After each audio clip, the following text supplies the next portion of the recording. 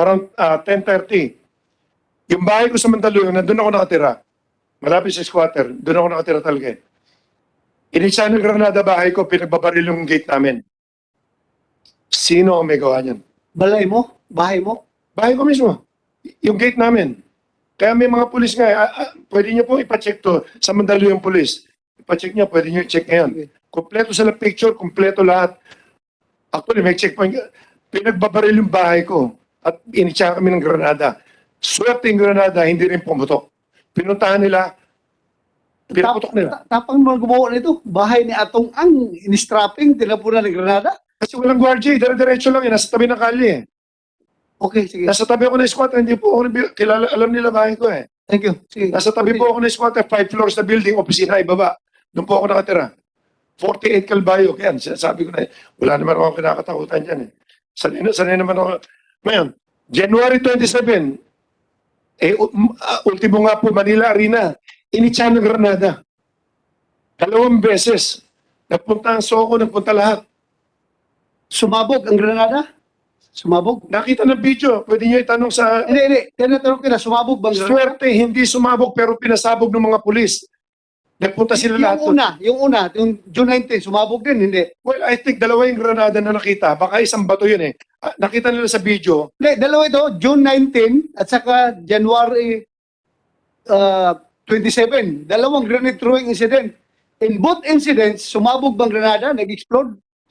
Yung Well, June 19, sumabog? ang baril po, putok. Ang granada, hindi naman ibig sabihin na granada, hindi naman napapractice yan eh. Kung criminal ka, kung initsa mo, kung hindi tama pagtanggal mo ng pin, o kung hindi ano, pero hindi ko matanda, pwede nyo checkin sa police kung may pin. Pero hindi sumabog. Yung oras, nakita eh, pero sumabog. Your Honor, sumabog. Ang pwede nyo checkin kasi hindi ko alam, hindi ako nakialam. Okay. Yung mga police po, checkin nyo kasi mahirap po magkota ko dahil iba, sila rin imbestigan yan. Meron silang video, CCTV, nakita nila kung sino ng mga maski doon sa amin, nakita nila yung sasakyan na nagpaputok, lahat, yung namaril, lumang kotseng puti. So sa madaling salita, pati buhay ko, nandiyan na. So, okay, ito ngayon. Kunti na lang. 23. Kung makikita nyo rito, ito yung mga bandang ito August na ito eh. 2021. Nag-request kami sa NBI,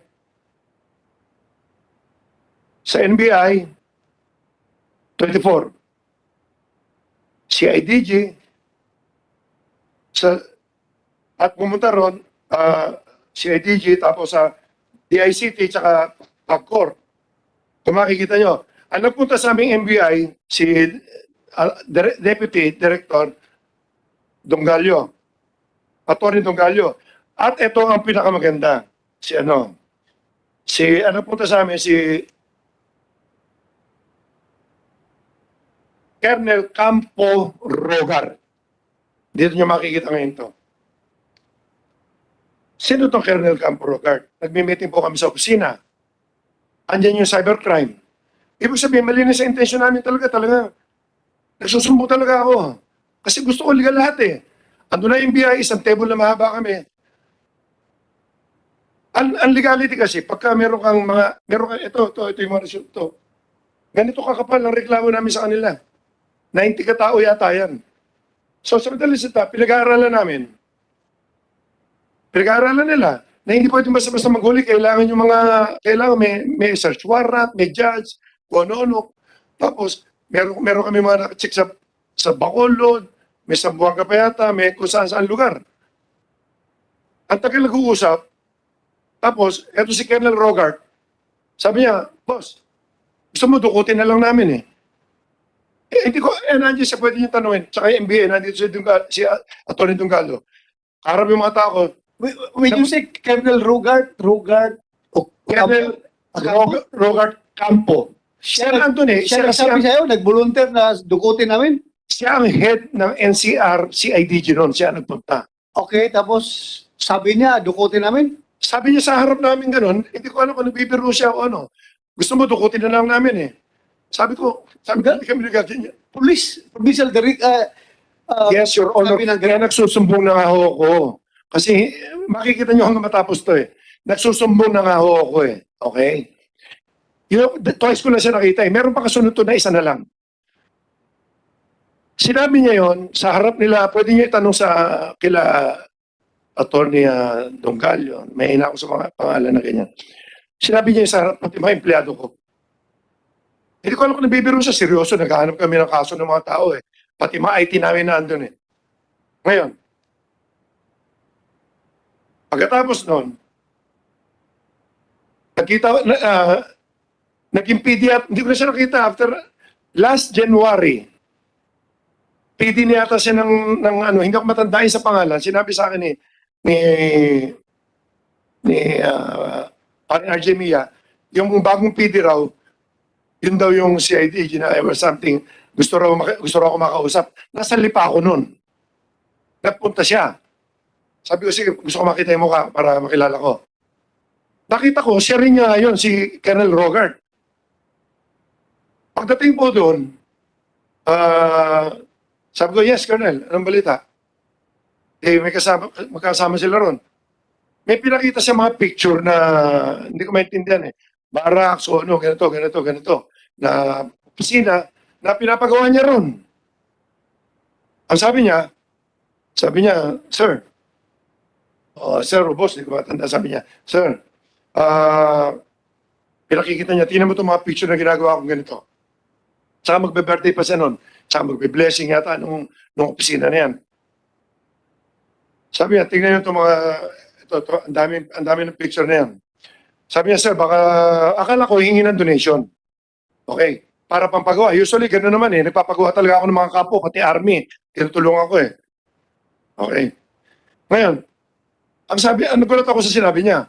Sabi niya, sir, baka imbitahin namin kayo doon, birthday ko, tapos at the same time, i-blessing doon, tapos sabi mo sa mga tao na ikaw ang gumastos doon, ikaw ang nagpagawa. Nagulat ako, sabi ko, ba't mo ako tuturuan magsinungaling? Nagulat ako doon. Sabi niya, hindi, kasi may mga ini-explain siya eh. Sabi ko, ako, Colonel, binigyan ko 1 milyon. Binigyan ko 1 milyon. Sabi ko, Colonel, eto 1 milyon, ipagawa mo na lang yung ipagawa mo, patapos mo na yan para sa finishing sa lahat. Which is tinanggap naman niya. Kaya lang bakit niya ako tinuturuan magsinungaling? Hindi nga po ako sinungaling, Your Honor. Diretso akong tao at ayoko na mga yung gulo-gulo. Sinasabi nga niya, dukutin yung tao eh. Hindi nga ako pumapayag eh. Ngayon, siya ang PD ngayon, pati nakukulong, pati sa drugs, pinipilit niya yung mga pulis na may kasalanan na hindi naman totoo. Kaya natataka ako, sino ba ang nasa likod ni Rogart? Kaya to. So, balik ko ang tanong sa iyo. Sino? Para... Ito muna. Okay. Bakit niya pinaplatid ba niya ako na pumunta ako sa kampo niya noong January birthday daw niya? Na sabihin ko sa mga tao ako nagpagawa ng kampo niya. Ano purpose nun? Hindi ko alam. Ayun, nakita niyo naman tinatrabaho na ako 2019, pati bahay ko pinagbababaril na. Okay, ngayon, sino nasa likod nito? Wala akong iisipin iba, matino akong tao eh. Siyempre, kalaban ko sa negosyo. Sino-sino? Na kapareho na sabi ko, iisang grupo to, malalaman ko naman kung sino mga nag-ooperate. Kaya alam ko, kung nandito na sana sila, ituturo. Talaga naman may papaliwanag ko, talaga sila nag-ooperate eh. Congressman ba? Eto, conclusion ko lang to ha. Okay, go ahead. Congressman ba na si Congressman ko pa niya? Si Congressman Tevez ba? Kaibigan ko yun. Isa sa kumpanya eh. Okay. Hindi naman siguro. Kasi matagal na ako nagtuturo. Ang totoo niyan, nagkausap kami ni Kong Arnie. Sabi niya, pinapatawag ako sa Senate. Sabi ko, kumusta na ba yung business mo? Sabi niya, ato, binigay ko na sa iba yan. Parang ganun yata yung sinabi. Iba na nag-ooperate yan. Sabi ko, ako lang nagturo kasi kung paano gagawin nung panahon na nag-i-start siya, Your Honor.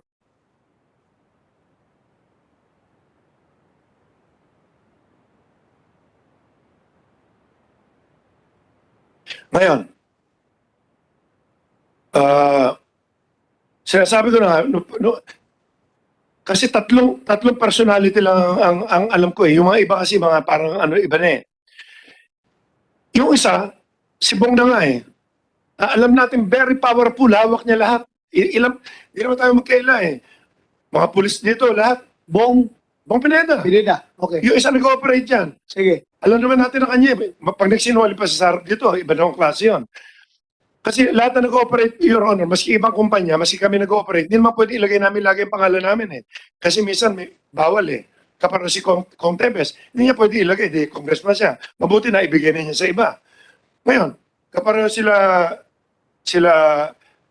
isa, congressman ng pagkakilala ko, tsaka sila congressman Patrick Antonio, I don't think na sila yan. Napaplanuhin nila ako. Si Bong Pineda, siguro maybe.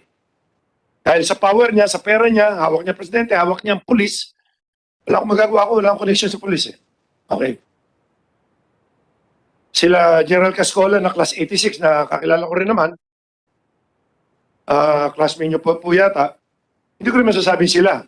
Pero, sino may connection dito? Sino mag-uutos kay Rogart? Nakausapin ako na ganyan. Tapos lalabas sa mga testigo, tiga Tanay. Pati yun sa Manila, yung sinasabi niya, si Denmar Simpuego, tao po yan ni Butch Inono. Tiga Tanay din. Bakit lahat ng testigo rito, Tanay? Lahat ng kaso na kukuha namin, Tanay po. Normal kasi 10 tao taga-Tanay ang missing, kaya taga-Tanay rin yung naging witness, taga-Tanay rin ang complainant. Yes, Your Honor. Kasi, Ang sinasabi ko Di ba? lang, 6 sa Manila nawala at the same time, simula, 4 doon sa Santa Cruz, Laguna, yung January 13, puro taga-Tanay yun. bakit po, kaparo eto na, nasa Manila na nga tayo. Bakit? Iisa lang ang nakakita, iisa lang ang nakarinig sa dami ng tao. Sino pa ba yung isa? Dalawa yata yung testigo nilang yan eh. Ba't hindi rin natin tanungin kung pareho sila ng sinasabi? Sino yung isa? May section na isa. Tanungin din natin kung pareho kasi yun ang alam ko. Inimbestigahan ko na to eh. Yun siya, tao siya ni Butch Inonog na sinabing, nung una, ang sabi niya, wala siyang alam. Sa sabong, sinasabi niya nung una hanggang sa naipit niyo, sinabi niyo may farm. Tapos sa kasi nagsalita, lumabas ngayon itong mga picture niya, professional pala siya, nagbibitaw lahat. Ngayon, merong isa na nag-file kasi, nag-file sa Manila, sa DOJ. Ba't hindi rin natin tanungin din talaga kung kaninong tao talaga yan? Na pwede niyong patawag ngayon, gusto ko lang marinig din eh. Kung ano ba, Jojo? Edison section, please lang po, Sige, para basta kung kaninong tao. lahat ng kagustuhan mo, lahat ng request mo para sabihin mo talaga na hindi ako bias dito sa hearing nito, pagbigyan kita. Marami po salamat Tanungin po. ko yan lahat. Para maliwanagan po. Oo, Yes, tanungin ko yan lahat. po, pwede Huwag rin ka natin mag-alala. patawag. Kasi bakit, Neutral ako dito. Tatanungin ko yan. bakit, Your Honor, bakit lagi puro tiga-Tanay ang nakakarinig at nakakakita? Eh, ang daming tao, maski tanungin nyo, 400 ng tao sa loob ng arena. Kasi, Yung iba kasi siya lang rin ang matapang na magsabi dahil worried siya dahil mga kasamahan niya sa Tanay yung pinagdadala sa basement na pinasakay ng sasakyan, yung iba takot magsabi. Pwede rin ganon. Pero sige lang, we will consider your Your Honor, yan po ang conclusion po nyo. Conclusion po natin. Your Honor, pasensya. hindi ang conclusion kundi observation ko yan na matapang siya nagsabi. Alangan naman, hindi natin entertainin ito. This is a breakthrough Yes. sa missing persons. Kasi napacheck ko po ito, pwede po ba natin mapatawag yung isa, yung Section. Sige, Hindi natin kung pareho nga sila eh. Kumsik. Ready mo mamaya si Kumsik section. Sige, pagbigyan kita, huwag ka magkalala. Continue. Tapos na ako, konting wala na eh. Tapos na ako. So, yan ang question ko. Bakit? Kaparo si Rogart, si Colonel Campo, siya ngayon ang PD dyan. Lahat ng mga ebidensya, lahat sa Laguna ng gagaling, tsaka Tanay. Paano nangyayari yan? Siya rin na napupumilit na isabit yung mga pulis. Alam ko, hindi na siya naawa doon sa mga tao na wala namang kinalaman. Gusto niya matanggal-tanggal yung mga tao. Kawawa eh. Kasi ako, ano rin ako sa pulis eh. Mahal ko rin yung mga yan eh. Kawawa naman yung mga tao. Andito ba si Rogart? Rogart Ocampo? Andiyan si Robert eh. Andyan? Bakit hindi niyo itanong yung mga taga-BIR? Upuin natin. Hindi po ba, ba't hindi niyo itanong kay Robert yung mga BIR na nababalitaan ko sa kanya? So, in short ha, Mr. Atungan, para klaro sa committee na ito at sa mga tao na nanonood ngayon sa ating hearing, what you want to say is that si Colonel Rogart Campo is part of the conspiracy